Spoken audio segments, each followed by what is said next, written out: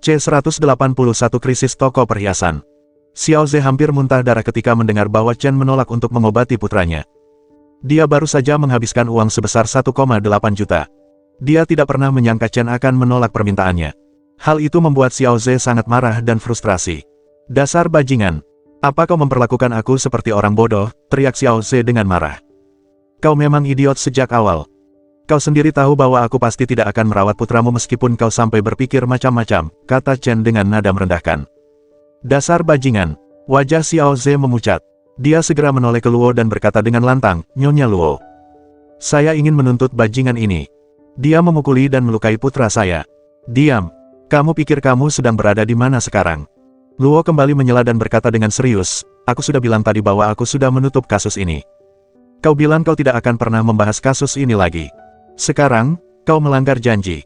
Apakah kau memperlakukan aku seperti monyet bodoh? Tahukah kau bahwa aku bisa menuntutmu karena menghalangi keadilan? Saya, Xiao Ze terstunet. Dia sangat marah hingga tubuhnya gemetar tanpa sadar. Namun, tidak ada lagi yang bisa dia lakukan untuk mengubah situasi saat ini. Dia tidak berani menyinggung Luo terlalu jauh. Yang bisa dia lakukan hanyalah berteriak pada Chen dengan marah. Chen Xiaobei, dasar bajingan. Akan kuhadapi kau secara pribadi. Dia kemudian pergi setelah mengancam Chen. Dasar idiot. Chen memutar bola matanya ke arahnya. Dia sama sekali tidak takut padanya. Dia berbalik, tersenyum, menatap Luo dan berkata dengan genit, sayangku, Luo Putih, kita harus benar-benar menepati taruhan yang kita buat tadi. Maukah kau mencium sisi kanan dan kiri wajahku? Kau berharap begitu? Pergi dari hadapanku. Luo memutar bola matanya ke arah Chen. Dia tidak akan pernah mengingat taruhan yang dia buat dengan Chen sebelumnya. Kau tidak boleh melakukan hal seperti ini padaku. Perahu persahabatan kita baru saja berlayar ke samudera. Apakah kau akan menghancurkan hatiku? Kata Chen sambil tersenyum. Berhenti berasumsi. Aku tidak pernah setuju untuk naik perahu persahabatanmu. Luo memutar bola matanya ke arah Chen lagi. Kau benar. Kau memang tidak pernah setuju untuk naik ke perahu persahabatanku, tapi kau pernah tidur di ranjangku. Chen mengangkat alisnya dan tertawa jahat. Apa kau mau dipukuli? Aku dengan senang hati akan membantumu. Wajah Luo memerah dan mulai bertingkah seolah-olah dia akan memukuli Chen. Kring, kring. Ponsel Chen tiba-tiba berdering. Itu suara Jing Fei yang gugup di ujung telepon. Bro Bei, sesuatu yang buruk baru saja terjadi. Kita mengalami masalah saat mencoba membeli bahan yang dibutuhkan untuk membuat lebih banyak potongan giok. Baiklah, aku akan datang sekarang juga. Wajah Chen langsung berubah. Dia bergegas ke toko perhiasan setelah mengucapkan selamat tinggal kepada Luo. Ketika Chen tiba di toko perhiasan, dia meminta Jing Fei untuk masuk ke dalam brankas bersamanya untuk membahas masalah yang mereka hadapi. Dia mengunci pintu untuk mencegah orang lain menguping pembicaraan mereka. Baiklah, ceritakan padaku. Apa yang terjadi? Tanya Chen dengan serius. Aku mengikuti perintahmu untuk berkeliling kota membeli bahan-bahan yang kita butuhkan. Sekarang, kita sudah memiliki cukup emas, perak, dan permata. Tapi, kita kekurangan giok bekas. Sepertinya aku tidak bisa membelinya di pasar, kata Jing Fei. Bagaimana ini bisa terjadi? Wajah Chen menjadi semakin serius. Ini bukan kabar baik. Semua keuntungan berasal dari pembuatan perhiasan giok dari sisa giok. Ini adalah bisnis yang menguntungkan dengan biaya hampir nol. Pendapatan Chen akan turun drastis jika bisnis perhiasannya gagal. Aku juga tidak tahu detailnya. Beberapa hari yang lalu, aku sudah menyepakati kesepakatan dengan penjualnya. Aku akan mengambil bahannya dari mereka hari ini.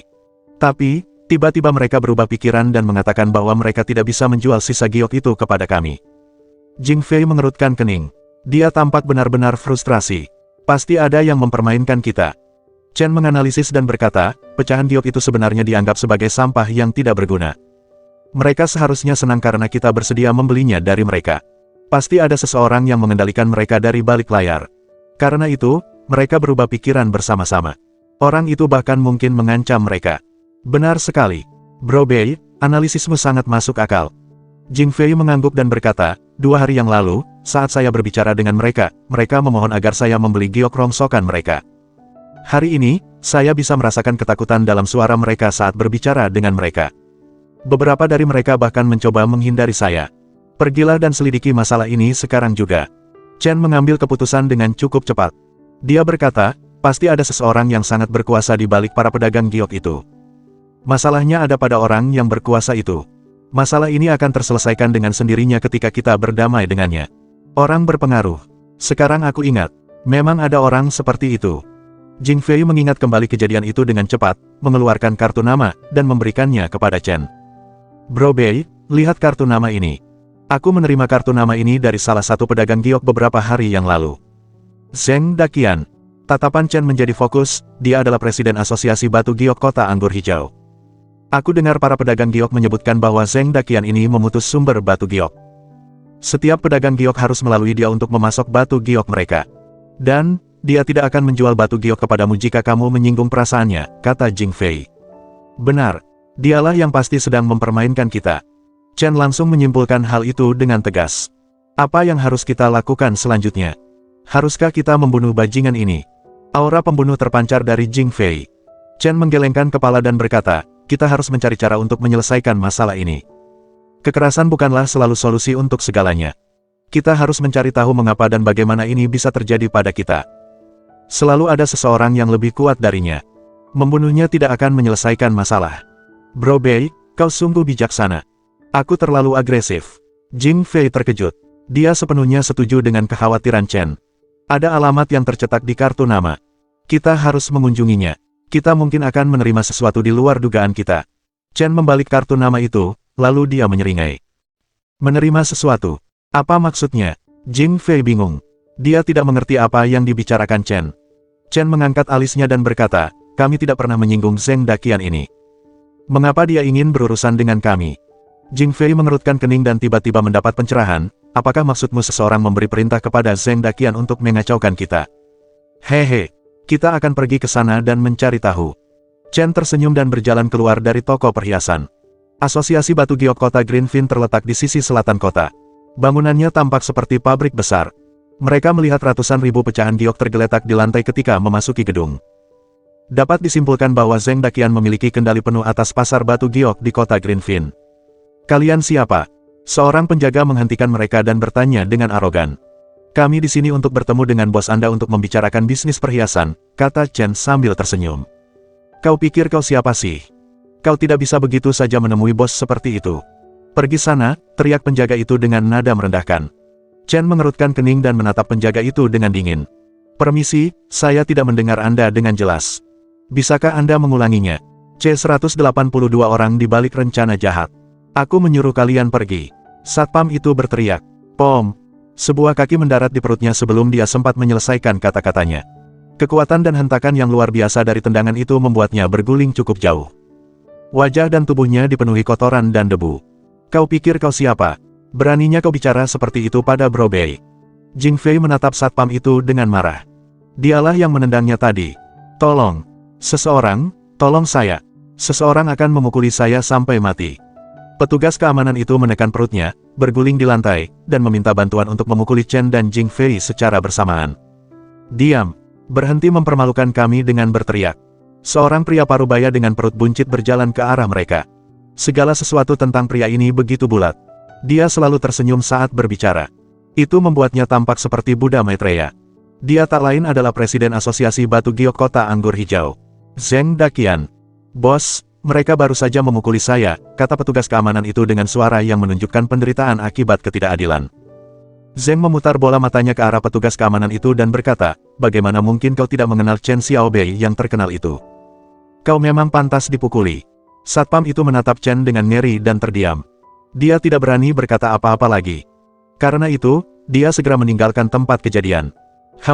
Sulit bagiku untuk percaya bahwa orang-orang berpengaruh sepertimu tahu tentangku, kata Chen sambil tersenyum. Perhiasan Bei Chen buatanmu cukup menggemparkan kota ini. Aku bekerja dengan berbagai macam perhiasan. Tentu saja, aku tahu tentangmu. Zheng menyeringai dan tersenyum bahagia. Jika bos Zheng tahu tentangku, maka aku harus mengungkapkan tujuan kedatanganku ke sini hari ini. Chen langsung ke intinya dan berkata, baru-baru ini, saya berencana membeli beberapa potongan giok.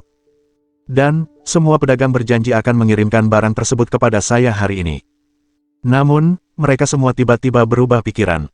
Saya ingin tahu apa pendapat Anda tentang hal ini. Hehe, Bro Bei, kau tipe orang yang langsung ke intinya kalau soal urusan serius. Aku juga harus begitu. Akulah yang menghentikan mereka menjual giok bekas untukmu. Kenapa kau melakukan itu? Aku belum pernah menyinggungmu sebelumnya. Pasti ada alasan kuat di balik tindakanmu. Chen tetap tenang. Namun, nadanya sedikit berubah. Hehe, kamu ingin alasan, kan? Nah, akulah alasannya. Tepat pada saat itu, dua orang lagi berjalan ke arah mereka. Kehadiran kedua orang itu menjawab semua pertanyaan yang ada di benak Chen. Mereka adalah Wen Feng dan Ruguan. Ayah baptis. Terima kasih banyak atas bantuanmu dalam masalah ini. Aku akan memastikan untuk memperlakukanmu lebih baik lagi setelah ini. Ruguan berjalan ke arah Zeng dan tak henti-hentinya menjilati sepatunya. Hehe, kita kan keluarga, jadi, kau tidak punya alasan untuk bersikap terlalu baik padaku. Lagi pula, aku juga melakukan ini untuk Wen Feng. Zeng tersenyum dan berkata. Namun, Chen sama sekali tidak terpengaruh oleh ketiganya. Ia bahkan merasa ingin tertawa. Kau benar-benar berpikir kau bisa mengalahkanku dengan trik bodohmu itu? Tanya Chen. Hehe, ini baru permulaan. Ruguan tertawa dingin dan berkata, kami telah menyusun rencana untuk mengalahkanmu. Sebentar lagi, kau tidak akan bisa membeli bahan-bahan lain seperti emas, perak, dan permata yang sangat kau butuhkan untuk membuat perhiasan. Tujuan kami adalah memastikan toko perhiasanmu tutup selamanya. Kalian tidak perlu sekejam itu. Jika tidak, karma akan menimpa toko perhiasan kalian, kata Chen dengan tenang. Sungguh lelucon. Berhentilah bersikap sok keren padahal kau tahu toko perhiasanmu akan segera tutup. Toko perhiasan Crown akan semakin sukses dengan dukunganku. Wen Feng berkata dingin, kita akan mengadakan obral besar besok. Aku sudah menginvestasikan 8 juta di toko perhiasan Ruguan untuk membeli lebih banyak produk yang akan dijual saat obral. Selain itu, aku juga mengundang seorang penyanyi untuk mendukung kita. Semua orang akan memperhatikan obral besok. Dan, mereka akan melupakan toko bodohmu itu. Aku kagum padamu. Kau telah menghabiskan banyak uang untuk mengalahkanku. Chen memasang wajah serius dan berkata. Dia tidak pernah menyangka Wen Feng akan merencanakan sesuatu yang sebesar itu dengan sejumlah besar uang untuk mengalahkannya dalam bisnis perhiasan. Sepertinya dia telah mengeraskan hatinya untuk bertarung dengan Chen sampai salah satu dari mereka kalah. Tak dapat disangkal, strateginya akan efektif untuk melawan Chen. Reputasi toko perhiasan Crown akan meningkat pesat jika rencana itu berhasil. Di sisi lain, toko perhiasan Chen akan terpaksa tutup untuk jangka waktu yang lama. Rencana Wen Feng mungkin akan berhasil kali ini. Jing Fei sedang berpikir keras ketika mendengar rencana Wen Feng. Dia menyadari keseriusan masalah ini karena dia adalah manajer toko perhiasan Bei Chen. Konsekuensinya bisa sangat merusak jika masalah itu tidak ditangani dengan benar. Apakah kau takut pada kami sekarang, bajingan? Wen Feng berkata dengan angkuh, berlututlah di depanku jika kau takut dengan rencanaku. Benturkan kepalamu ke lantai 10 kali dan panggil aku kakekmu 10 kali juga. Aku mungkin akan membiarkanmu hidup jika aku senang dengan aktingmu. Dasar bajingan. Apa kau dengar permintaan Wen Feng? Berlutut sekarang juga, teriak Ruguan di samping Wen Feng. Zeng menyipitkan matanya dan menatap Chen dengan sikap meremehkan. Itu adalah tatapan arogan yang biasa diberikan orang sombong kepada seorang pengemis yang tidak tahu banyak tentang apa yang terjadi di dunia. Menurut Zeng, melawan Wen Feng adalah tindakan yang sangat bodoh. Kalian semua, diam. Sepertinya kalian semua di sini ingin mati. Dari mana kalian mendapatkan nyali untuk menyuruh Bro Bei berlutut di lantai, teriak Jing Fei dengan marah. Mundurlah, Jing Fei. Chen mengangkat alisnya dan berkata dengan tenang, kita semua adalah orang-orang beradab di sini. Karena itu, kita tidak mentolerir kekerasan. Tapi, Bro Bei, mereka sudah keterlaluan. Jing Fei terlihat sangat frustrasi. Jika bukan karena Chen, dia mungkin sudah menghajar mereka semua sekarang juga. Tenanglah, tenanglah. Chen menepuk bahu Jing Fei, tersenyum, dan berkata, tidak ada yang akan tahu akhir ceritanya sebelum kisah itu terjadi. Mungkin semuanya akan berubah besok. Dia tidak mengerti dari mana Chen mendapatkan kepercayaan dirinya pada saat genting itu. Chen bertindak seolah-olah tidak terjadi apa-apa. Dasar bajingan. Lanjutkan saja akting bodohmu itu. Aku ingin melihatmu menangis besok begitu kita memulai mega penjualan kita, kata Wen Feng. Hehe, aku adalah orang yang selalu jujur pada orang lain. Aku sama sekali tidak berpura-pura. Chen menyeringai dan berkata, jam berapa mega penjualan kalian dimulai? Aku ingin datang dan mendukung kalian. Aku mungkin akan menghabiskan 1 hingga 2 juta untuk meningkatkan penjualan kalian. C183 Semangat Bintang 1. Beraninya kau bilang kau tak pernah bertingkah seperti bajingan di depan semua orang. Kau bertingkah seperti bajingan besar sekarang. Apa kau pikir orang biasa akan menghabiskan 1 atau 2 juta yuan untuk berbelanja? Mata Wen Feng dan Ruguan hampir berputar ke belakang kepala mereka. Aku yakin kau pasti akan membuat kekacauan di acara penjualan kita besok. Wen Feng menyeringai dan berkata, aku telah mengundang banyak wartawan untuk datang ke acara penjualan besar-besaran besok. Mereka semua akan mengarahkan kamera ke arahmu jika kau melakukan tindakan bodoh. Kau akan mempermalukan dirimu sendiri di depan semua orang. Hehe, menurutmu aku orang seperti apa? Aku janji, aku tidak akan membuat kekacauan di acara penjualanmu besok. Chen mengangkat alisnya dan berkata, aku pergi dulu untuk sekarang. Semoga penjualanmu besok berjalan lancar. Chen berbalik dan pergi bersama Jing Fei. Setelah beberapa jarak, Jing Fei tidak bisa lagi menahan rasa frustrasinya. Dia mengerutkan kening dan berkata, Saudara Bei, apakah kita benar-benar tidak akan melakukan apapun tentang masalah ini? Reputasi kita akan hancur jika kita membiarkan dia menjalankan rencananya. Tentu saja, aku tahu tentang ini. Chen berjalan sambil memainkan ponselnya. Orang-orang di kota sedang membicarakan penjualan besar-besaran toko Crown Jewelry di Weibo dan forum perhiasan. Sudahkah kamu mendengarnya? Kudengar perhiasan itu akan mendapat diskon besar besok. Ya, kudengar perhiasan mereka bahkan lebih murah daripada perhiasan yang dijual di toko perhiasan Bei Chen, patut dicoba. Hulfet, aku penggemar berat Bro Bei, tapi tokonya sudah tutup sejak lama, mau tak mau aku harus membeli perhiasan dari toko Crown Jewelry. Ya, apa yang terjadi pada Bro Bei? Mengapa tokonya tutup begitu lama? Apakah menurutmu dia menutup tokonya untuk selamanya karena kerugian besar yang dideritanya sebelumnya? Saya rasa dia tidak mengalami kerugian apapun, dia berjanji akan menyumbangkan 31 juta tetapi dia bahkan tidak menepati janjinya. Astaga, aku benar-benar tidak tahu apa yang terjadi dengan Bro Bei. Sepertinya aku kehilangan koneksi dengan penggemarku karena ketidakaktifanku akhir-akhir ini di grup. Loyalitas penggemarku mulai terguncang oleh beberapa faktor eksternal lainnya. Reputasiku akan benar-benar hancur jika aku tidak melakukan sesuatu. Chen mengangkat alisnya sambil membaca semua komentar itu. Kemudian dia dengan cepat memposting status beserta beberapa gambar. Gambar-gambar itu menunjukkan dokumen pendirian Yayasan Xiaoyao. Chen lalu menulis keterangan di bawah gambar-gambar tersebut. Saya sibuk mengurus masalah donasi, akhirnya, ada kemajuan yang signifikan, saya akan menyumbangkan semua uang yang telah saya janjikan sebelumnya. Selain itu, masalah donasi ini akan menjadi komitmen jangka panjang. Terakhir, toko perhiasan Bei Chen akan dibuka kembali pukul 10 pagi besok. Unggahan itu menciptakan dampak seperti bom atom di Weibo. Semua penggemar Chen menjadi sangat antusias. Sial, Bro Bei akhirnya aktif, aku sangat merindukanmu. Ini keren banget, Bro Bei memang hebat, aku nggak percaya kamu mendirikan yayasan amal secara diam-diam. Saudara Bei, aku tahu kau tak akan pernah mengecewakan kami, kau adalah pria sejati yang menepati janji. Karena toko perhiasan Bei Chen akan dibuka kembali besok, saya tidak akan menghabiskan uang saya di toko perhiasan Crown. Aku akan berada di sana jam 10 pagi besok, dan aku hanya akan menghabiskan uangku di toko perhiasan Bei Chen. Loyalitas penggemar Chen tetap tinggi. Ribuan dari mereka menanggapi unggahan Chen dalam waktu singkat. Tanpa ragu, toko perhiasan Bei Chen akan dipenuhi banyak orang besok. Bro Bei, kenapa kau bilang kita akan buka kembali toko perhiasan Bei Chen besok? Kita tidak punya stok sama sekali saat ini. Jing Fei memegang ponselnya dan membaca sekilas Weibo milik Chen. Dia tampak sangat sedih. Pernahkah kau mendengar lagu lama ini? Kita tidak punya senjata. Kita tidak punya peluru. Tapi, musuh akan membangunnya untuk kita. Chen menyeringai. Senyumnya menyimpan makna tersembunyi. Jing Fei terkejut. Ia bertanya dengan heran, kukira tadi kau bilang tidak akan membuat kekacauan di toko perhiasan Crown besok. Hehe, aku memang berjanji tidak akan membuat berantakan besok. Tapi, aku tidak menyebutkan bahwa aku tidak akan membuat berantakan untuk mereka hari ini. Chen tertawa jahat dan berkata, apakah kau lupa bahwa aku pernah mengatakan semuanya akan berubah saat matahari terbit besok? Anda mencoba mengatakan. Emosi Jing Fei berubah dengan cepat. Senyum perlahan mulai terbentuk di wajahnya. Kita akan memulai operasi rahasia kita tengah malam. Chen memiliki kendali penuh atas segalanya. Setelah itu, Chen pulang. Ia berencana untuk beristirahat dengan nyenyak. Dengan begitu, ia dapat menjalankan rencananya dengan sempurna. Sesosok roh cantik terbang ke sisinya begitu ia berbaring di tempat tidur.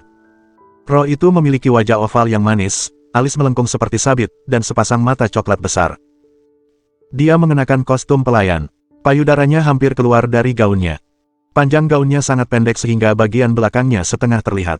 Sepasang stoking seksi terlihat di kakinya yang panjang dan elegan. Zona terlarang yang lembut dan indah terbentuk di antara kedua kakinya. Dialah dewi yang diidamkan setiap pria. Hehe, tuanku. Apakah aku terlihat cantik dan seksi? Apakah Anda ingin mendorongku ke tempat tidur Anda? Roh itu hanya setinggi 20 cm tetapi sangat menggoda.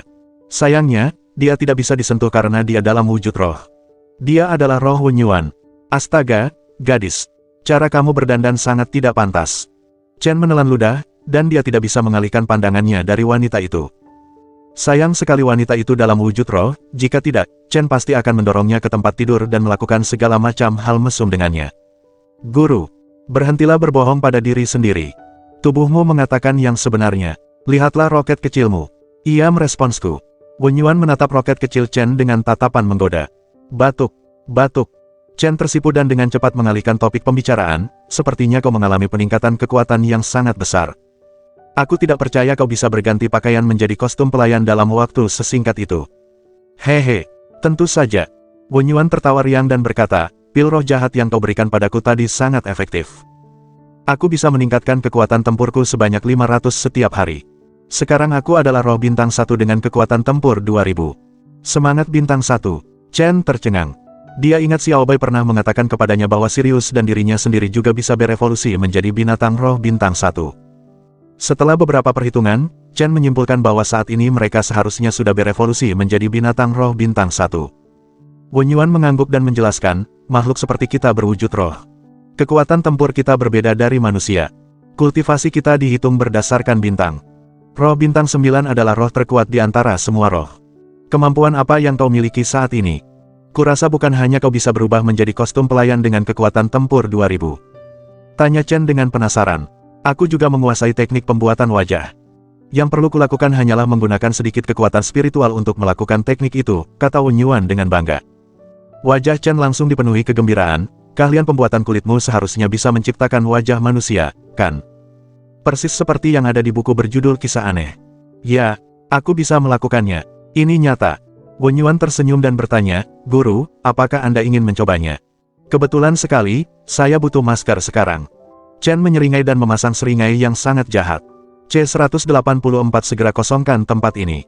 Tuan, ekspresi wajahmu sejahat serigala besar yang ganas. Wajah orang yang ingin kau tiru pasti akan menderita akibat rencana hebatmu ini. Wen Yuan menatap Chen dengan mata besarnya yang berbinar. Ia pun memasang senyum jahat. Biasanya, ia memiliki banyak ide jahat di benaknya. Itulah mengapa Chen dan dirinya bisa bekerja sama dengan sangat baik. Ia tahu bahwa Chen memiliki beberapa pikiran jahat di benaknya ketika ia melihat wajah Chen. Aku ingin salinan wajah Wen Feng. Chen menyeringai. Dia bahkan tidak bisa menahan tawa jahatnya. Seolah-olah roh serigala jahat besar itu baru saja merasuki tubuhnya. Tuan, apakah Anda berencana menyerang bajingan Wen Feng itu? Wen Yuan mengerutkan kening. Wajahnya langsung berubah marah. Meskipun Wen Feng bukanlah orang yang membunuh keluarganya, dia jelas merupakan salah satu kaki tangannya. Karena itu, dia selalu ingin Wen Feng dihukum berat. Bagus. Itu sungguh hebat. Tuan, pastikan bajingan itu menderita hebat. Jika memungkinkan, ambil nyawanya yang tak berharga itu.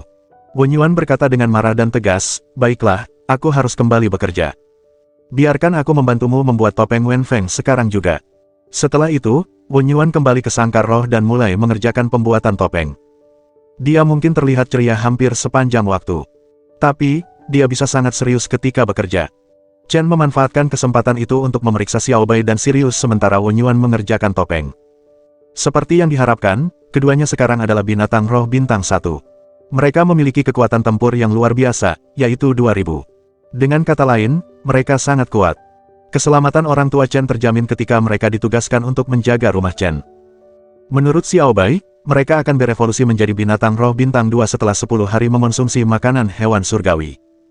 Pada saat itu, masing-masing dari mereka akan memiliki kekuatan tempur 3000. Bahkan Chen pun tidak akan bisa memenangkan pertempuran jika keduanya bertarung dengan Chen secara bersamaan. Waktu berlalu begitu cepat, dan sudah tengah malam. Chen mengenakan topeng Wen Feng dan pakaian Nightwalker. Dia memilih untuk tidak mengemudi malam ini. Dia berlari ke tempat yang telah dia tentukan bersama Jing Fei sebelumnya. Jing Fei juga mengenakan setelan hitam pekat. Seluruh tubuhnya tertutup kecuali matanya. Jing Fei, teriak Chen dari belakang. Bro Bei. Jing Fei mengenali suara Chen, tetapi dia sangat terkejut ketika dia berbalik. Wen Feng, kenapa kau ada di sini pada jam segini? Jing Fei mengamati orang itu sekali lagi dengan saksama. Rahangnya ternganga. Dia pikir dia mendengar suara Chen, tetapi ternyata Wen Feng yang muncul di belakangnya. Jing Fei bingung. Namun, dia lebih mempercayai matanya daripada telinganya. Tanpa berpikir panjang, Jing Fei secara tidak sadar mengangkat tinjunya dan menyerang orang itu. Piak. Ada 1000 kekuatan tempur yang tertanam di dalam pukulannya. Itu setara dengan pukulan kuat seberat 400 pon. Wen Feng pasti akan mati jika pukulan ini mengenai tubuhnya. Namun, pukulan itu dihentikan sepenuhnya oleh satu telapak tangan. Jing Fei gagal melanjutkan serangannya meskipun dia telah mengerahkan seluruh kekuatannya. Terlalu kuat. Ini tidak benar. Mustahil bagi Wen Feng untuk menghentikan pukulanku. Jing Fei sama sekali tidak bodoh. Dia membuka matanya lebar-lebar dan menatap Chen lalu berkata, "Kau. Apakah kau benar-benar kakak Bei? Hehe, bahkan kau pun tak bisa membedakan aku dari Wen Feng. Topeng ini sempurna." Chen menyeringai. Dia tampak sama seperti Wen Feng. "Ya Tuhan, benar-benar kau, Bro Bei." Suara Jing Fei yang terkejut terdengar sedikit bergetar. Dia tidak akan pernah percaya akan keberadaan topeng yang dibuat dengan sangat terampil seperti itu sampai dia melihatnya dengan mata kepala sendiri. Jing Fei telah berkecimpung di dunia persilatan selama bertahun-tahun. Jika dia tidak bisa membedakan Chen dari Wen Feng, maka tidak ada orang lain di dunia ini yang mampu melakukannya. "Jangan berdiri di situ lagi. Ayo pergi. Waktu adalah uang."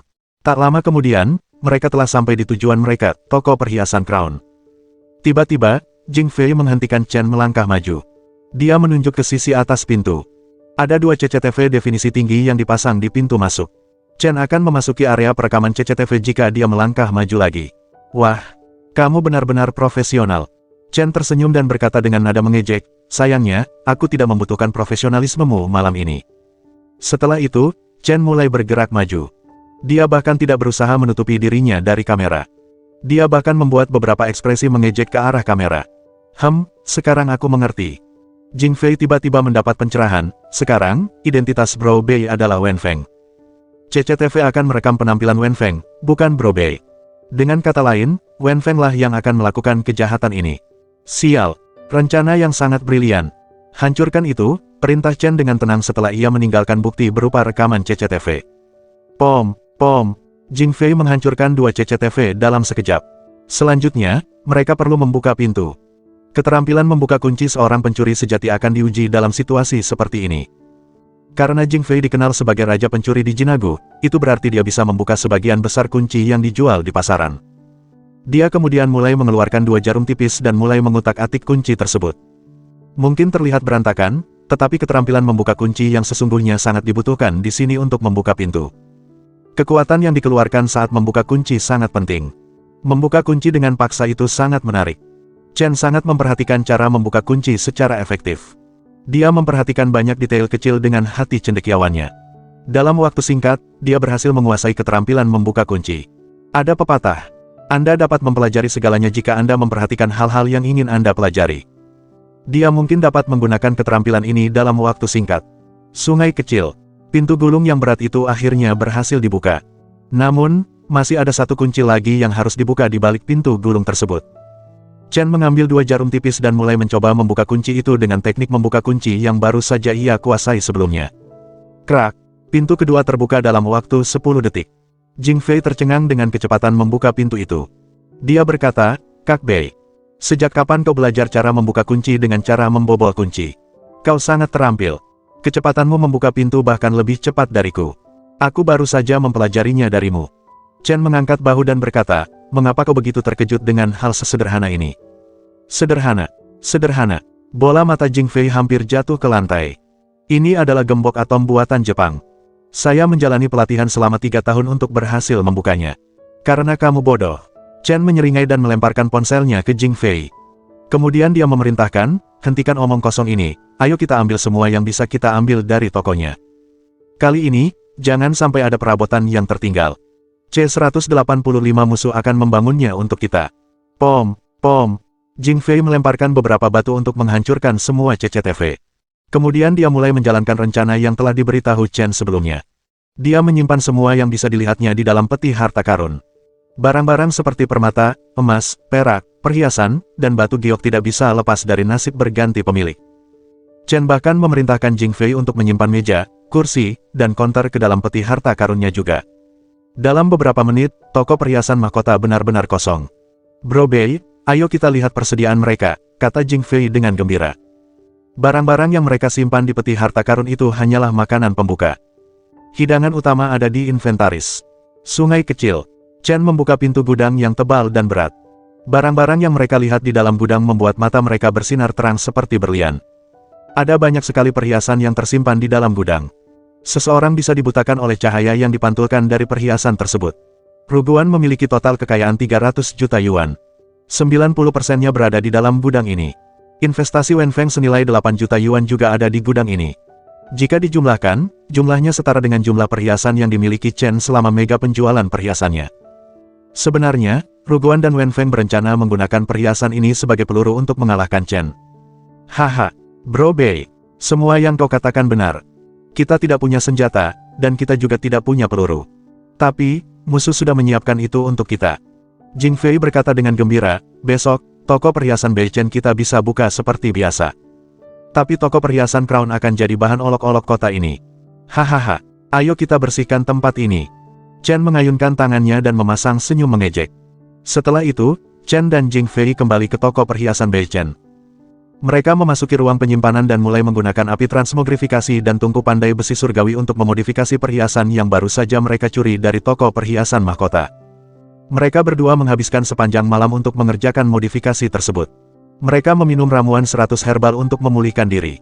Sangat penting bagi mereka untuk mengubah sepenuhnya tampilan fisik perhiasan tersebut. Tujuannya adalah untuk memastikan tidak seorang pun di dunia ini dapat menemukan kekurangan pada perhiasan mereka. Besok pukul 8 pagi, semua karyawan Chen kembali bekerja setelah liburan. Termasuk Lin Nan juga. Chen mengatur pertemuan pagi-pagi sekali. Dia meminta Jing Fei untuk membagi tugas kepada mereka. Semuanya berjalan lancar. Mereka semua menunggu untuk melayani banyak pelanggan pukul 10 nanti. Situasinya pasti tidak akan berubah menjadi kacau seperti penjualan terakhir. Chen tidak berencana untuk berlama-lama di dalam toko. Dia menyapa para karyawannya dan keluar dari toko dengan santai. Dia berjalan ke toko perhiasan mahkota yang terletak di jalan sebelah tokonya. Wenfeng dan Ruguan telah mengerahkan banyak upaya untuk mengiklankan penjualan besar-besaran mereka. Ribuan orang berkumpul di sekitar toko perhiasan mahkota. Meskipun jumlah orang yang datang untuk penjualan besar-besaran tidak sebanyak penjualan yang diselenggarakan oleh Chen, setidaknya ada 20 hingga 30 ribu orang yang menunggu di luar. Sebuah panggung sedang disiapkan di pintu masuk depan toko perhiasan Crown. Chen harus mengerahkan seluruh kekuatannya untuk berdesak-desakan ke depan panggung. Setelah 10 menit menunggu, para tokoh utama akhirnya tiba. Wenfeng dan Ruguan berjalan bersama ke atas panggung. Keduanya sudah siap untuk hari besar ini. Keduanya meminta penata rambut mereka untuk menata rambut mereka. Mereka mengenakan setelan mahal dan sepatu kulit mengkilap. Segala sesuatu tentang mereka hampir sempurna. Mereka bersinar di atas panggung. Penonton di bawah panggung bersorak untuk mereka. Itu membuat mereka tampak seperti superstar. Semuanya, harap tenang. Ruguan memegang mikrofon di tangannya. Ia bertindak tulus dan berkata, saya CEO Crown Jewelry Shop. Ruguan, terima kasih banyak telah meluangkan waktu berharga Anda untuk datang dan mendukung kami. Antusiasme Anda terhadap kami membuat kami merasa tersanjung. Tiba-tiba, sebuah suara menyela pembicaraannya di atas panggung saat ia sedang berbicara dengan gembira. Hentikan omong kosong ini. Mulai obral besar-besaran sekarang juga. Dompetku sangat lapar. Aku tak sabar untuk berbelanja di toko perhiasanmu. Orang yang berteriak itu tak lain adalah Chen Xiaobei. Kenapa bajingan ini ada di sini? Wajah Ruguan berubah marah dan berteriak, petugas keamanan. Tolong seret bajingan yang mencoba membuat kekacauan di sini keluar dari tempat ini. Apa kau bercanda? Aku membawa banyak uang tunai ke sini untuk berbelanja di toko perhiasanmu. Kenapa kau mencoba mengusirku?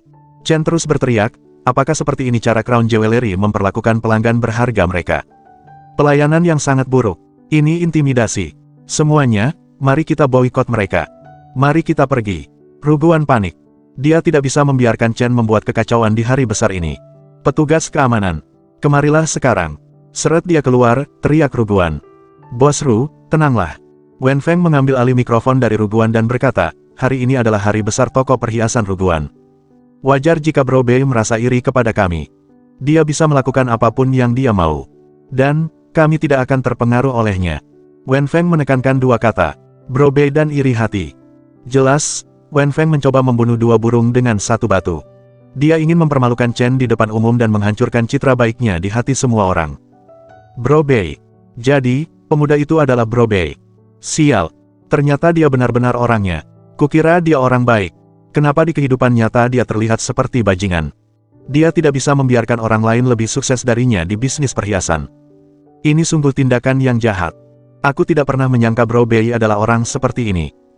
Ini bukan yang akan dilakukan oleh seorang pria sejati. Petik 2 titik. Titik petik 2. Sebagian besar orang yang berkumpul di luar toko perhiasan mahkota bukanlah penggemar Chen. Karena itu, mereka mudah terpengaruh oleh kata-kata Wenfeng. Mereka semua mulai mengkritik Chen. Ruguan mengacungkan jempol kepada Wenfeng ketika melihat strategi yang digunakan Wenfeng untuk membungkam Chen. Itu jelas lebih baik daripada meminta petugas keamanan untuk menyeret Chen keluar dari tempat ini. Sua. Tiba-tiba, Chen melompat ke atas panggung. Dia langsung meraih mikrofon tanpa berpikir panjang. Apa yang kau coba lakukan? Ini bukan tempat untukmu main-main. Ruguan terkejut dan berteriak marah. Bos Ru, ingat, kita harus menjaga kesopanan kita. Wen Feng menepuk bahu Ruguan dan berkata, jika Bro Bei ingin membuat kekacauan di sini, biarkan saja dia. Ada 20 hingga 30 ribu orang di sini yang menontonnya. Ada juga reporter dari berbagai stasiun TV yang menyiarkan langsung aksinya. Biarkan dia menjadi badut hari ini. Semua orang menatap Chen secara bersamaan setelah mendengar komentar Wen Feng. Kameramen pun ikut mengarahkan kameranya ke Chen. Batuk, batuk. Ia menyadari bahwa dirinya menjadi pusat perhatian semua orang, ia berdeham dan mulai mengarang sesuatu. Semuanya, mohon jangan salah paham. Saya tidak akan membuat kekacauan di sini hari ini. Sebaliknya, saya telah menyiapkan 20 juta yuan untuk mendukung teman-teman saya di sini. C186 ini jebakan. Bro Bei, apa maksudmu? Para penonton sangat antusias. Mereka ingin mencari tahu apa yang sedang terjadi. Bagi orang awam, 20 juta adalah jumlah uang yang sangat besar. Chen tersenyum dan menjelaskan, aku akan membeli semua perhiasan yang tersisa setelah mega sale berakhir. Selain itu, aku akan membelinya sesuai harga aslinya. Aku tidak akan meminta diskon apapun. Aku akan mempertimbangkan untuk mengeluarkan lebih banyak uang jika 20 juta tidak cukup. Astaga, apa kau serius? Bro Bei benar-benar mendukung para pesaingnya dalam bisnis. Ini sungguh terlalu murah hati. Hebat, kamu bisa melakukan apa saja yang kamu mau jika kamu cukup kaya. Inilah Bro Bei yang kukenal. Kita telah salah paham tentang dia. Orang-orang di sekitarnya berteriak kegirangan. Mereka semua antusias dengan pengumuman Chen. Pada saat yang sama, para juru kamera profesional itu merekam semua yang baru saja dikatakan Chen. Mereka tahu berita ini layak untuk dilaporkan. Mudah untuk meraih kesuksesan. Tetapi, sulit untuk memberkati orang lain ketika Anda sukses. Pemuda ini benar-benar luar biasa. Dia sangat murah hati sehingga semua orang harus belajar darinya. Aku sudah memutuskan. Aku akan menulis artikel dengan judul, Jadilah Berkat. Dan, pemuda ini akan menjadi tokoh utama dalam artikel tersebut. Ide bagus. Dewasa ini, kesenjangan antara kaya dan miskin terlalu besar. Masyarakat membutuhkan energi positif seperti ini. Benar sekali. Orang-orang kaya raya itu harus bangun dan mulai belajar darinya. Belajar bagaimana memberkati orang lain. Tiba-tiba, semua orang menjadi sangat mendukung Chen. Kritik dan keraguan dari penonton benar-benar hilang. Semuanya digantikan oleh pujian dan komentar yang mendukung. Seseorang menjadi cemberut sementara Chen mengambil semua perhatian di atas panggung. Wajah Wen Feng dan Ruguan berubah hijau ketika mereka menyaksikan perubahan dramatis di depan mereka.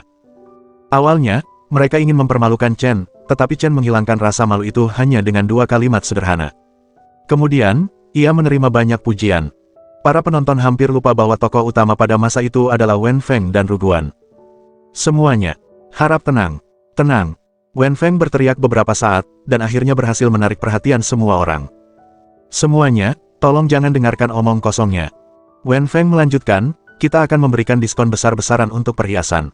Tidak akan ada yang tersisa di akhir penjualan besar-besaran ini. Jadi, kita bahkan tidak perlu Chen Xiaobei membantu kita membeli stok yang tersisa.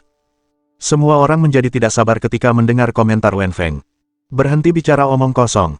Mari mulai penjualan. Izinkan kami membantu Anda menghabiskan stok. Benar sekali. Kami datang ke sini untuk mendapatkan diskon besar. Kami tidak bisa menunggu lebih lama lagi. Buka pintunya sekarang. Aku ingin memberi kejutan kepada pacarku dengan perhiasan yang kubeli dari sini. Jangan buang-buang waktu kami. Buka pintunya sekarang. Chen dan Wen Feng berusaha mendapatkan dukungan dari para penonton.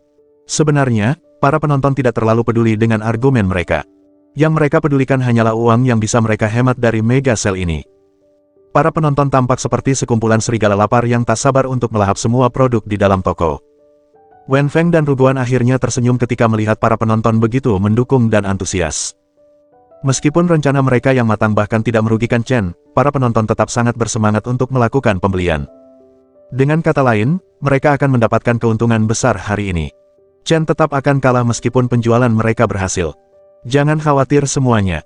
Saya sudah mengatur semuanya. Karyawan saya sedang memasuki toko sekarang. Kalian semua bisa berbelanja sepuasnya. Wen Feng mengumumkan dengan antusias. Akhirnya, ini akan dimulai. Pada saat yang sama, Ruguan juga sangat gembira. Baginya, ini adalah momen bersejarah. Dia sangat yakin bahwa toko perhiasan mahkotanya akan berjaya dengan bantuan Wen Feng. Sua, pintu geser besi itu dibuka dari dalam. Momen yang ditunggu-tunggu semua orang berubah menjadi momen yang mengejutkan dan sangat mengecewakan. Toko perhiasan Crown kosong kecuali para karyawan yang berdiri di sana dengan wajah terpaku. Bahkan tidak ada sepotong sampah pun yang ditemukan di lantai. Apa yang barusan terjadi? Mata Wen Feng terbelalak lebar. Apakah aku sedang bermimpi? Mulut Ruguan juga ternganga lebar. Ia mencubit dirinya sendiri tanpa sadar untuk memastikan bahwa ia berada di dunia nyata. Ini bukan mimpi. Apa-apaan ini? Ini bukan mimpi. Ruguan benar-benar ketakutan. Rasanya seperti otaknya mengalami korsleting. Dia tidak bisa berpikir jernih lagi. Tidak ada hal lain yang bisa dia lakukan bahkan jika dia bisa berpikir jernih. Dia tidak mengerti apa yang baru saja terjadi pada tokonya. Bajingan. Sialan.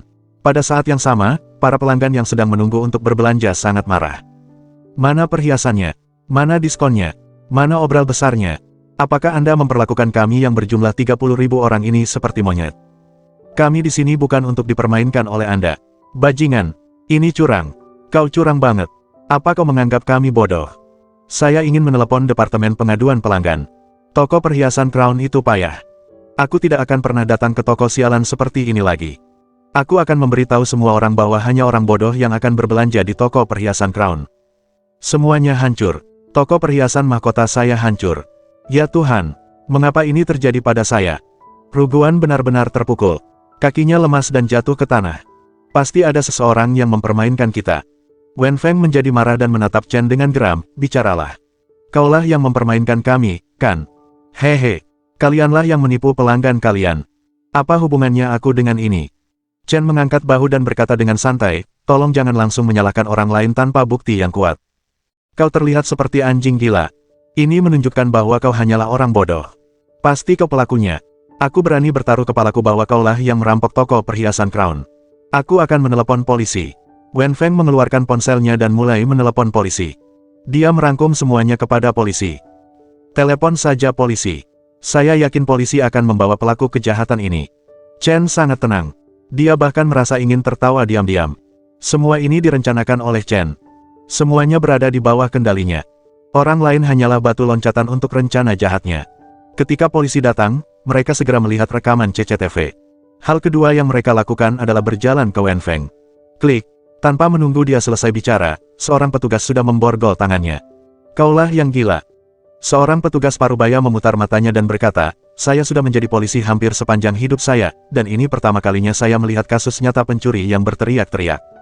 Hah, pencuri yang berteriak-teriak. Aku tidak mengerti. Wen Feng tercengang. Sejak kapan dia menjadi pencuri? Pak polisi, apa maksud Anda? Ruguan berdiri dan bertanya dengan penasaran kepada petugas polisi. Tuan Muda Wen telah menginvestasikan total 8 juta yuan ke dalam bisnis ini, bagaimana mungkin dia seorang pencuri? Polisi parubaya itu mengerutkan bibirnya dan berkata kepada Ruguan, kau pasti sangat bodoh, partnermu mengkhianatimu. Dan kau masih menghitung investasinya untuknya.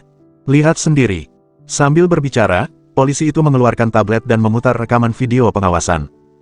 Video itu beresolusi Full HD dan menunjukkan pintu depan toko pada pukul 3.31. Dalam video tersebut, Wen Feng terlihat mengenakan pakaian serba hitam dan bergerak di depan pintu masuk toko. Dia menatap langsung ke kamera sehingga seluruh wajahnya terekam sempurna dalam video. Tak lama kemudian, pada pukul 4:07, kamera tersebut rusak dan video berakhir di situ. Bagaimana mungkin ini terjadi? Wen Feng sekali lagi terkejut. Dia ingin mengatakan sesuatu tentang ini, tetapi tidak dapat menemukan kata-kata yang tepat dan hampir menggigit lidahnya. Wen Feng, dasar bajingan. Bagaimana bisa kau melakukan ini padaku? Bersamaan dengan itu, Ruguan berteriak padanya dengan nada kecewa, seperti babi yang ditusuk dari belakang. Aku mempercayaimu.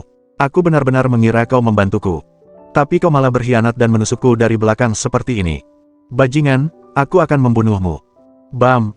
Ruguan mengerahkan seluruh kekuatan tubuhnya dan melayangkan pukulan keras ke mata kiri Wen Feng. Aduh! Wen Feng bereaksi terhadap rasa sakit. Mata kirinya cepat memar, membuatnya tampak seperti mata panda. Ruguan! Dasar bajingan gila! Aku tidur lebih awal untuk peluncuran hari ini, aku sudah tidur jam 11 tadi malam. Wen Feng menjelaskan sambil menggertakkan giginya. Kau pikir aku buta? Kalau kau tidur jam 11, lalu siapa si pria di video itu? Hantu! Aku akan menghajarmu sampai mati. Ruguan sangat marah dan tidak mau mendengarkan alasan-alasannya. Bam! Setelah itu, pukulan lain mendarat di mata kanan Wen Feng, membuatnya tampak persis seperti panda. Sialan kau! Itu bukan aku! Itu penipu! Palsu, teriak Wen Feng. Seseorang bisa saja mencetak topeng bergambar wajahku menggunakan printer 3D. Aku tidak akan menyerah begitu saja. Apa? Ruguan terkejut. Meskipun ide pencetakan 3D agak mengada-ada, itu bukan hal yang mustahil. Selain itu, Wen Feng tidak memiliki motif untuk ini. Mungkinkah mereka salah? Ruguan menenangkan diri dan menoleh ke petugas. Pak, apakah Anda memiliki bukti lain? Sidik jari atau yang lainnya? Petugas parubaya itu tersenyum dan menjawab, pria bernama Wen Feng ini benar-benar licik, dia tidak meninggalkan apapun di tempat kejadian perkara. Tapi keadilan selalu menang atas kejahatan. Kami menemukan bukti kuat untuk menjebloskannya ke penjara. Apa? Bagaimana mungkin? Mata Wen Feng melotot, dia tercengang. Dia bukan orang yang melakukan kejahatan, bagaimana mungkin ada bukti kuat bahwa dialah pelakunya? Dan pada saat yang sama, Chen juga terkejut. Selain kamera di pintu masuk toko, dia tidak ingat meninggalkan jejak apapun. Apa sebenarnya yang ditemukan polisi dan bagaimana itu bisa menjadi bukti yang memberatkan Wen Feng? Kalian akan lihat setelah menonton video pengawasan berikutnya, semuanya akan terungkap. Polisi itu melanjutkan sambil memutar video lain di tablet. Itu adalah rekaman dari dalam toko. Awalnya tidak ada pergerakan, tetapi sekitar pukul 1, pukul 4.39, pintu utama toko tiba-tiba dibuka. Wen Feng dan rekannya muncul dan masuk ke toko. Petugas itu kemudian menghentikan video tepat di situ dan menoleh ke arah mereka. Sekarang, jika kalian perhatikan waktu dari kedua video ini, waktu antara saat kamera di luar dihancurkan dan saat mereka membuka pintu masuk, hanya 32 detik. Ya, Ruguan mengangguk. Tapi apa buktinya? Para ahli teknis kami telah memeriksa dan menemukan bahwa toko ini menggunakan kunci canggih untuk pintu rana maupun pintu masuk. Terutama yang di pintu masuk, itu adalah impor kelas atas dari Jepang, lanjut petugas itu. Benar sekali. Gembok itu dibuat khusus. Harganya 100.000. Mereka bahkan menyebutnya gembok teraman di pasaran, jawab Ruguan. Tepat sekali. Dan ini buktinya, seru petugas itu. Bahkan pencuri internasional terbaik pun membutuhkan setidaknya 3 menit untuk membuka kunci itu. Tetapi bukti menunjukkan bahwa para pencuri masuk ke toko setelah membuka pintu geser dan pintu utama hanya dalam 32 detik. Jadi, kecuali dia sendiri yang memegang kuncinya, itu sama sekali tidak mungkin. Begitu petugas itu selesai menjelaskan, Ruguan menarik napas dalam-dalam dan mengangkat kedua tinjunya yang terkepal ke arah Wen Feng. Wen Feng, dasar bajingan. Aku memperlakukanmu seperti keluarga. Aku memberimu kunci toko. Dan kau menggunakannya untuk masuk dan mencuri barang-barangku. Sekarang, buktinya sudah jelas. Aku ingin membunuhmu. Ruguan menjatuhkan Wen Feng dan menahannya di tanah, sebelum terus memukulinya seperti orang gila. Sialan, itu bukan aku. Kau berani memukul. Apa-apaan? Kau memukulku. Aku akan menggigit balik. Wen Feng diborgol dan tidak mampu membela diri dari Ruguan, dan seperti anjing yang terpojok, ia menggigit kaki Ruguan untuk melawan. Aduh. Ruguan juga terjatuh dan tidak bisa berpijak untuk bangun dengan cepat, jadi dia memegang kaki Wen Feng dan menggigitnya. Aduh. Aduh. Kedua idiot itu saling menyerang dan menggigit dengan keras, saking kerasnya sampai keduanya berdarah. Dan ini terjadi di atas panggung, tepat di depan puluhan ribu orang, sebuah adegan, anjing makan anjing, yang nyata. Chen mengamati semuanya dari samping, berusaha sekuat tenaga untuk tidak tertawa terbahak-bahak. Dia tidak menyangka bahwa keputusannya untuk belajar membuka kunci secara iseng malah berbalik menguntungkannya.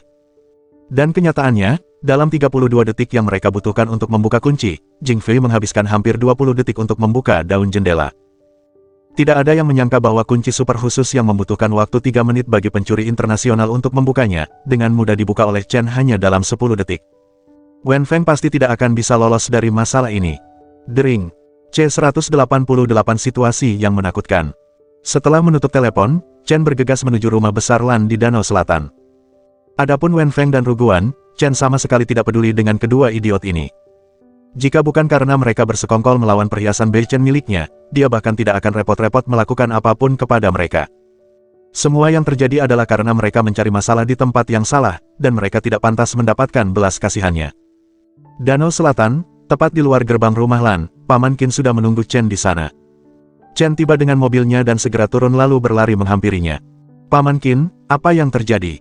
Mengapa Paman tidak bisa memberitahuku lewat telepon? Paman Qin tampak cemas tetapi menenangkan dirinya sebelum menjelaskan, Nona telah menghilang. Dan kami menduga, bahwa dia, mungkin telah diculik. Apa? Seru Chen, Ia terkejut mendengar berita itu. Ia sulit percaya bahwa hal seperti ini bisa terjadi. Keluarga Lan adalah keluarga terkaya di seluruh kota Greenfin dan memiliki sumber daya serta kekuatan yang cukup untuk mencegah hal seperti ini terjadi. Jika Meng Chen diculik, itu berarti orang-orang di balik ini juga bukan penjahat biasa. Sudah 2 hari, jawab Paman Qin dengan suara yang sangat cemas. Kenapa kau tidak datang kepadaku lebih awal? Chen merasa kesal mendengar itu, dan amarah terpancar di wajahnya. Seluruh tubuhnya gemetar karena amarah dan memancarkan tekanan yang mengerikan. Bahkan Paman Qin, yang merupakan petarung yang kuat dan berpengalaman, merasa sesak napas dan merinding saat merasakannya. Seolah-olah pemuda di hadapannya tiba-tiba berubah menjadi binatang buas. Xiao Bei, kumohon, tenangkan dirimu. Paman Qin berkata dengan sungguh-sungguh. Masalah ini menyangkut kelangsungan hidup keluarga Lan, dan sebagai seorang kepala pelayan, seharusnya aku tidak memberitahumu ini. Tapi aku terlalu khawatir tentang nona itu, sehingga aku memanggilmu untuk mencoba peruntunganku. Paman Qin, yang juga dikenal sebagai Buddha Batu, bukanlah orang yang mudah menunjukkan emosinya dan setenang serta seteguh gunung. Saat itu, ia sangat cemas dan gelisah. Chen menyadari betapa pentingnya masalah ini bagi keluarga Lan, dan tidak menyalahkan pamannya karena merahasiakannya darinya. Ia juga menyadari bahwa amarahnya tidak akan membantu menyelesaikan masalah ini, dan berusaha sekuat tenaga untuk menahan emosinya. Paman, sekarang setelah aku tahu apa yang terjadi, aku akan menyelesaikan ini sampai akhir. Tolong ceritakan semua yang Paman ketahui, setiap detail kecil mungkin sangat membantu. Baiklah. Paman Qin mengangguk sebelum melanjutkan, 2 hari yang lalu, Nona ingin pulang dari kampus untuk merayakan festival Imlek bersama keluarga. Seharusnya saya menjemputnya dari kampus, tetapi karena beberapa keadaan yang tidak terduga, saya terlambat, sehingga Nona kemudian mengatakan bahwa dia akan pulang sendiri. Ini bukan pertama kalinya dia pulang pergi sendirian, karena dia aktif secara sosial dan akademis, dia sering bepergian ke banyak tempat sendirian. Jadi, saya tidak memaksa untuk menjemputnya dan berharap dia pulang sendiri. Tapi, kami belum bisa menghubunginya lagi sejak malam itu. Setelah mendengarkan penjelasan Paman Qin tentang kejadian tersebut, Chen mengerutkan kening. Tiba-tiba kehilangan kontak saat seharusnya dia pulang. Sepertinya ini penculikan. Paman Qin mengangguk setuju. Ini semua salahku. Jika sesuatu yang buruk terjadi pada Nona, aku tidak akan pernah bisa memaafkan diriku sendiri. Saat mengatakan itu, dia mengepalkan tinjunya begitu keras hingga kuku jarinya sudah melukai telapak tangannya. Dia sangat menyesal dan terlalu menyalahkan dirinya sendiri atas hal ini. Jika sesuatu yang buruk terjadi pada Meng Chen, Paman Qin pasti akan hancur. Chen memperhatikan penyesalan Paman Qin dan tidak tega menyalahkannya. Ia dengan lembut menghibur kepala pelayan itu, berkata, Paman Qin, tolong jangan terlalu menyalahkan diri sendiri. Aku percaya bahwa surga tidak akan sekejam itu kepada orang baik, dan aku berjanji akan melakukan segala yang aku bisa untuk membawanya pulang dengan selamat. Kau membuatnya terdengar terlalu mudah. Tepat saat itu, Lan Zhenguo ditemani Paman Feng keluar dari gerbang. Dia menatap Chen dengan dingin dan berkata, keluarga Lan telah mengerahkan segala upaya, tetapi bahkan tidak mendapatkan petunjuk sedikit pun tentang kemana putriku menghilang. Dan kau, orang yang tidak penting, apa yang kau pikir bisa kau capai? Lan Zhenguo berkata dengan nada dingin dan merendahkan. Aku sudah cukup frustrasi, dan aku tidak ingin membuang waktuku untuk orang-orang yang tidak perlu. Paman Qin, antar tamu kita pergi. Kata-kata Zhenguo bukan hanya menunjukkan kurangnya kepercayaan pada Chen, tetapi juga hampir mendekati penghinaan total. Seolah-olah Chen tidak berarti apa-apa di matanya. Lan Zhenguo tidak mengharapkan hal besar dari Chen, sampai-sampai ia tidak menganggap keberadaannya penting. Hal ini membuat Chen sangat marah. Tetapi karena ia adalah ayah Meng Chen, ia memilih untuk tidak mempermasalahkannya, dan menyimpan amarah serta kekecewaannya untuk dirinya sendiri. Namun ia bersumpah akan menemukan Meng Chen sendiri, apapun yang terjadi. VROOM. Tepat saat itu, sebuah mobil polisi yang melaju kencang tiba di gerbang. Dan yang keluar dari mobil polisi itu tak lain adalah Luo Putih. Jelas sekali bahwa Lan Zhenguo bingung harus berbuat apa dalam situasi tersebut, dan telah meminta bantuan Inspektur Luo sendiri. Inspektur Luo, terima kasih sudah datang.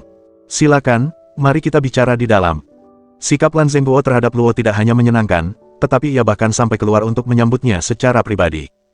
Dibandingkan dengan sikapnya terhadap Chen, ini sangat kontras. Tapi ini tidak mengejutkan Chen. Ketika berurusan dengan anggota elit 6 pintu, bahkan banyak orang kaya dan berkuasa pun akan tetap sopan dan berperilaku baik. Bagi Lan Zhenguo, Luo mungkin adalah harapan terakhirnya untuk menyelamatkan putrinya. Bagaimana mungkin ia tidak memperlakukannya dengan baik?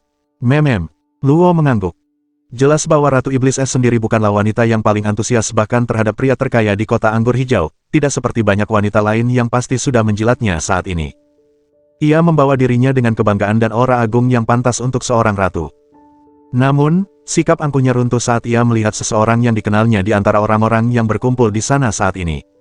Chen Xiaobei, apa yang membawamu kemari? Luo mengerutkan kening. Secerca rasa ingin tahu muncul di ekspresinya, dan suaranya sedikit tegang. Ia agak gugup di dekat Chen, terutama ketika ia mengingat taruhan mereka belum lama ini, di mana jika ia kalah ia harus memberinya ciuman.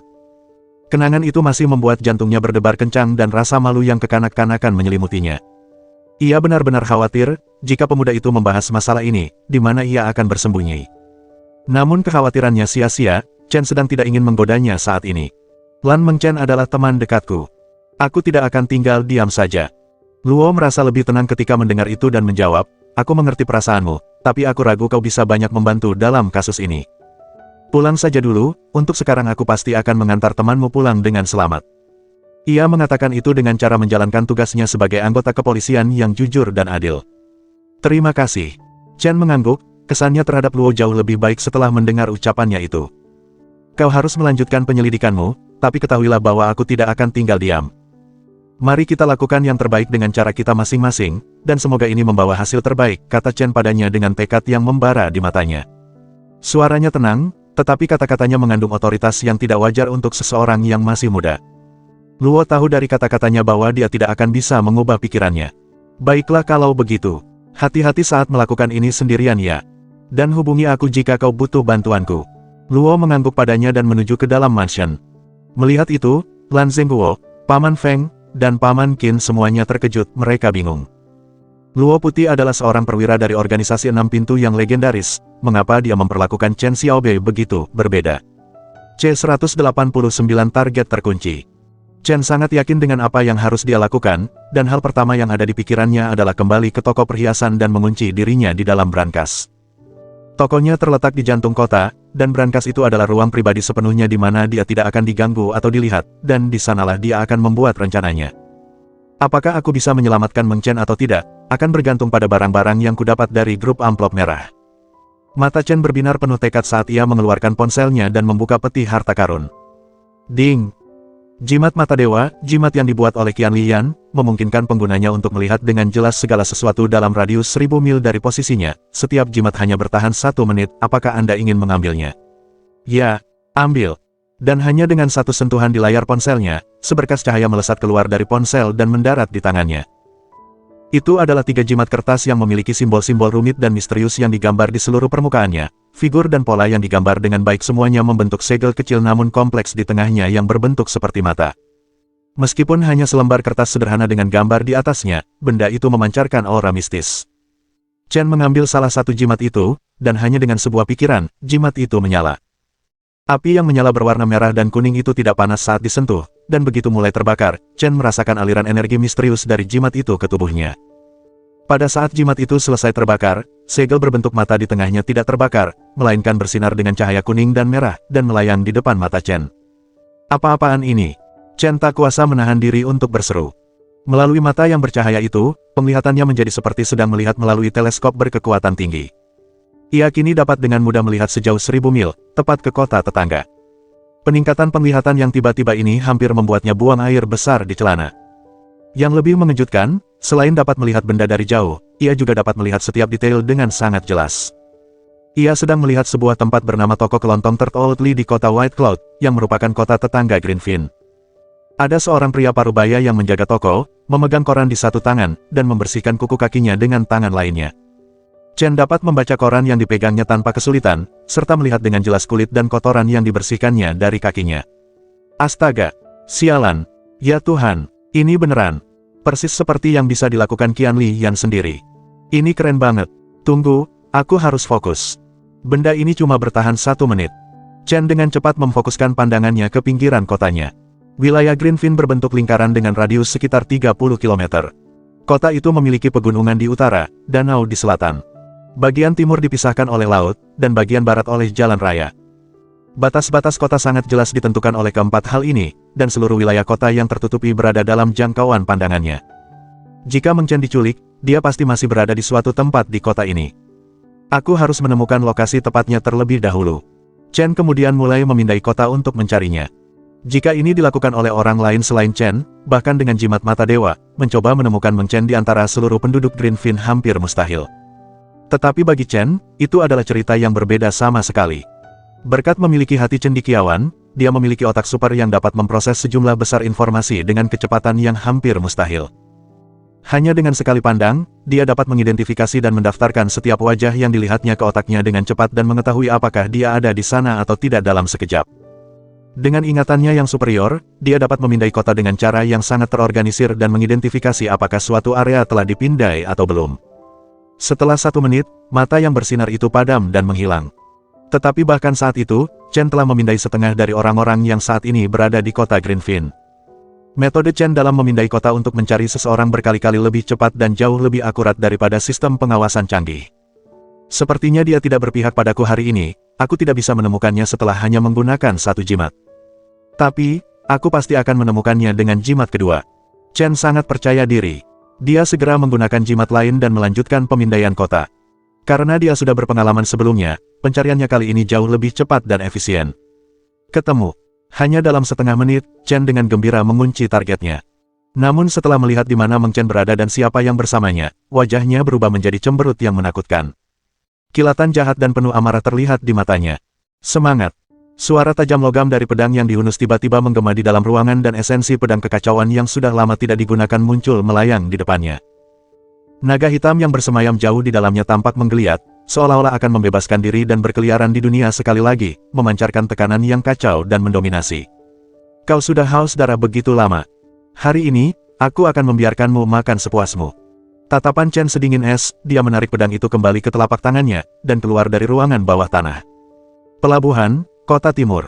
Ada ratusan gudang di sini. Beberapa dipenuhi barang yang disimpan oleh berbagai orang atau bisnis dari kota, dan beberapa kosong. Para penculik telah membawa Meng Chen ke sana dan bersembunyi di salah satu dari banyak gudang kosong.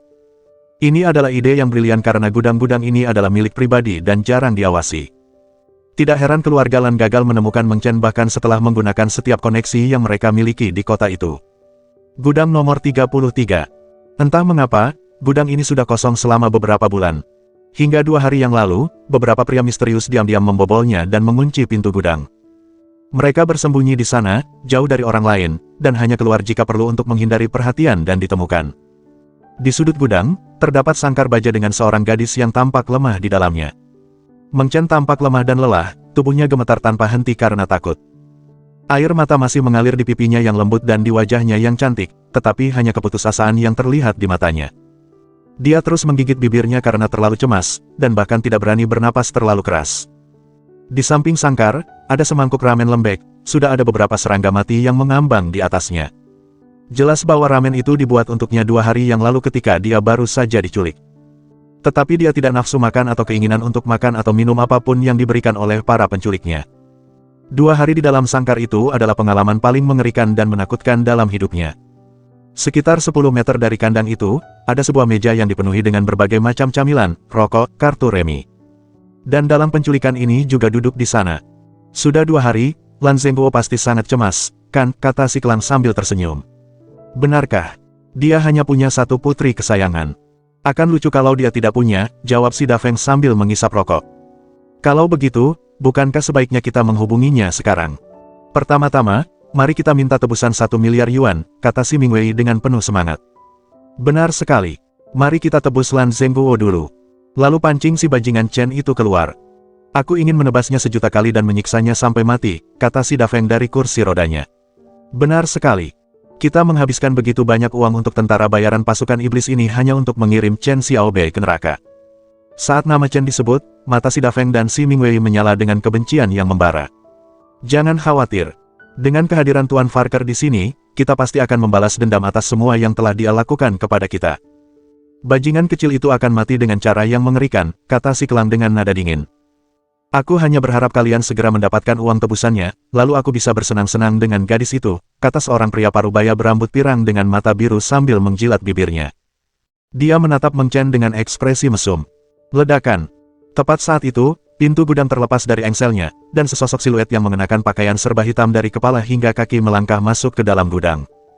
Penyusup itu masuk seolah-olah dia adalah malaikat maut itu sendiri, dipenuhi dengan niat membunuh yang luar biasa terhadap orang-orang yang duduk di meja. Jangan buang-buang waktu. Sekalipun kalian semua punya uang, kalian harus tetap hidup untuk menggunakannya. Rencana kita sempurna. Bagaimana mungkin kalian menemukan kita di sini? Orang yang berada di belakang sang master sangat terkejut dengan kemunculan Chen yang tiba-tiba. Apa bajingan ini menelepon polisi?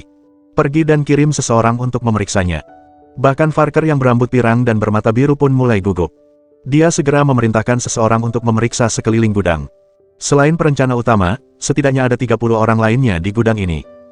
Semua iblis ini disewa oleh keluarga Si setelah mereka menjual rumah besar mereka. Mereka berasal dari negara-negara Eropa. Mereka tampak tidak ramah. Berdasarkan penampilan fisik mereka, mereka pasti semacam mafia. Bos, tidak ada polisi di luar. Bahkan bayangan seseorang pun tidak terlihat di luar. Seorang pria kulit hitam dengan senapan MP5-nya melaporkan kepada atasannya. Hahaha, orang ini pasti sudah gila. Beraninya dia datang ke sini sendirian. Apa dia tidak tahu cara mengeja kata kematian? Farker memasang ekspresi arogan dan berkata, geng tentara bayaran iblis kami memiliki setidaknya 30 senapan mesin di sini. Yang perlu kita lakukan hanyalah menekan pelatuknya sebentar. Dan, kau akan menjadi orang suci. Suci, mengerti. Semua orang, termasuk keluarga Si, tertawa ketika mendengar klaim Farker. Menurut mereka, kekuatan tempur Chen lebih tinggi daripada si Kelang, tetapi mustahil baginya untuk melawan senjata dan peluru. Pada akhirnya, Chen hanya akan berlutut di depan mereka dan memohon belas kasihan. Namun, Chen bahkan tidak repot-repot melihat mereka, dia menatap Lan dengan saksama. Dia memang melihat Lan bersama jimat mata dewa sebelumnya, tetapi dampaknya begitu kuat ketika dia melihat dewinya disiksa dengan kejam dari jarak dekat. Meng Chen. Wajah Chen berubah dingin. Nafsu membunuhnya telah meningkat berlipat ganda. Xiao Bei, lari. Mereka akan membunuhmu. Lari. Dari kejauhan, Lan terkejut saat melihat Chen. Ia mulai berteriak gugup. Ia telah dikurung di dalam sangkar selama 2 hari. Ia tahu betapa menakutkannya geng tentara bayaran iblis itu. Berdasarkan deduksinya, Chen pasti akan mati jika menolak meninggalkan tempat ini. Dasar jalang. Diamlah. Si Kelang khawatir Chen akan kabur. Karena itu, dia bergegas ke Lan dan memukulnya hingga pingsan. Bajingan. Berani-beraninya kau. Mata Chen bergerak dan jauh di dalam matanya tampak kosong. Dia telah menghilangkan semua emosinya. Nafsu membunuhnya meluap. Hanya ada satu akhir baginya hari ini. Dia tidak akan berhenti sampai dia membunuh semua orang di sini. Dasar bajingan. Kenapa kau bersikap begitu sombong sebelum mati? Si Kelang mengangkat alisnya dan berteriak dengan angkuh, kau telah menghancurkan keluarga kami. Hari ini, kau harus membayar atas apa yang telah kau lakukan kepada kami. Mohon ampun sekarang juga. Jika tidak, kau akan mati dengan menyedihkan nanti. Bajingan. Menghancurkan keluargamu adalah caraku menunjukkan belas kasihan kepada keluargamu. Hari ini, aku akan memastikan semua anggota keluargamu lenyap dari muka bumi ini. Chen berbicara dengan nada dingin dan keras. Itu sangat kuat. Seperti ketika seorang kaisar memberi perintah kepada seseorang, tidak ada yang bisa menentang kehendaknya. Sungguh lelucon. Kau pikir kau siapa? Aku akan mengganti nama belakangku jika kau bisa keluar dari sini hidup-hidup hari ini. Si Kelang terus berteriak, lakukan apa yang perlu kau lakukan, Tuan Farker. Jangan tunjukkan belas kasihan padanya. Lumpuhkan dia dulu, dan kita akan menyiksanya perlahan-lahan. Sangat mudah. Farker tertawa sinis dan memerintahkan para pengikutnya, bawa dia kemari. 2 tentara bayaran bersenjata senapan mesin berjalan menuju Chen. Keduanya mengarahkan senjata mereka ke Chen dan tertawa dingin, bajingan. Pergi ke bos kami jika kau tidak ingin merasakan peluru kami. Apakah kamu pikir kamu tak terkalahkan dengan pistol di tanganmu? Chen memfokuskan perhatiannya dan mengayunkan lengannya ke arah para tentara bayaran. Kultivasinya berada di fase puncak tahap fisik. Seorang elit Jianghu dengan kekuatan tempur 3000. Kedua tentara bayaran itu gagal bereaksi terhadap kecepatan kilat Chen. Senjata mereka berada di tangan Chen detik berikutnya. Pas foto, darah mulai menyembur keluar dari kepala mereka. Itu adalah kematian yang mengerikan bagi mereka. Semua orang di gudang merasakan merinding saat melihat apa yang terjadi pada rekan-rekan mereka. Mereka tidak pernah menyangka Chen akan menemukan cara untuk merebut senjata mereka ketika 2 senjata diarahkan kepadanya. Itu sungguh tidak bisa dipercaya. Pom, Chen tidak memberi mereka waktu untuk terkesan dengan kecepatannya yang luar biasa. Dia menekan pelatuk kedua senapan mesinnya. Ke-14 orang yang tersisa berhasil menemukan jalan menuju kepala 14 tentara bayaran terdekat. Sebenarnya, ini adalah pertama kalinya Chen memegang senjata. Hati cendekiawan memungkinkannya untuk melakukan perhitungan yang sempurna. Otot-ototnya telah mengalami transformasi besar setelah ia mencapai puncak tahap fisik. Dengan demikian, tidak satu pun peluru terbuang ketika Chen menembak mereka. Itu jelas memberikan dampak yang sangat menakutkan pada hati semua orang. Ini tidak mungkin. Bajingan ini tidak manusiawi. Dia adalah dewa. Dewa senjata. Sepanjang hidup saya belum pernah melihat tembakan seakurat ini. Bahkan reaper dari Eropa Utara pun tidak memiliki keahlian yang begitu mengesankan. Ini luar biasa. Semua tentara bayaran itu telah melalui berbagai macam peperangan. Itu adalah pertama kalinya mereka menyaksikan kemampuan menembak yang begitu mengesankan. Mereka semua sangat terkejut setelah melihat apa yang bisa dilakukan Chen kepada mereka. Seandainya bukan karena bau darah yang menyengat di udara, sebagian besar dari mereka masih akan berpikir bahwa mereka hanya sedang bermimpi. Aku sudah lama tidak membunuh. Rasanya kemampuanku sudah berkarat. Chen membuang senapan mesin yang kosong dan menggunakan tangannya untuk memijat wajahnya yang mengeras. Ding, ding. Poin prestasi Anda saat ini adalah 86.000, Anda membutuhkan 4.000 poin prestasi lagi untuk naik ke level berikutnya, pesona, 8.600, keberuntungan, 8.600. Tiba-tiba, serangkaian pesan ditampilkan kepada Chen oleh Nether Spirit Battle Scouter miliknya. Itu adalah poin prestasi yang dia terima karena membunuh 16 tentara bayaran. Tak satu pun dari mereka adalah orang baik. Aku sedang berbuat kebaikan besar bagi dunia. Tatapan Chen masih sedingin es, dia melirik orang-orang yang tersisa di gudang itu. Hanya satu hal yang ada di pikirannya saat ini, membunuh. Dasar sekelompok orang bodoh yang terbelakang. Kenapa kalian terpaku di sini? Pergi dan hajar dia sampai babak belur. Farker menyaksikan separuh dari geng tentara bayarannya dibantai secara brutal oleh Chen. Dia sangat marah hingga hampir muntah darah dan berteriak histeris kepada anggota geng yang tersisa. Baik, Pak. 14 tentara bayaran yang tersisa mengarahkan senapan mesin mereka ke Chen dan mulai menembaknya tanpa ampun. Tempat Chen berdiri sebelumnya sudah tidak bisa dikenali lagi. Namun, Chen sudah tidak lagi berdiri di tempat itu. Mohon dukungan dari omom ante-ante sekalian, buat subscribe atau sharekan novel Mimin ke Facebook kalian, agar channel Mimin bisa terus berkembang. Dengan begitu, Mimin bisa lebih semangat untuk up novel seru lain ke depannya. Buat teman-teman yang sudah subscribe dan sharekan novel Mimin, Mimin ucapkan terima kasih sebanyak-banyaknya. Sekiranya teman-teman menghadapi masalah video diputar dalam bahasa Inggris, coba tukar kepada bahasa Indonesia original melalui cara ini. Semasa mendengarkan, pencet tombol setting di atas kanan video, pilih audio track dan tukar bahasa.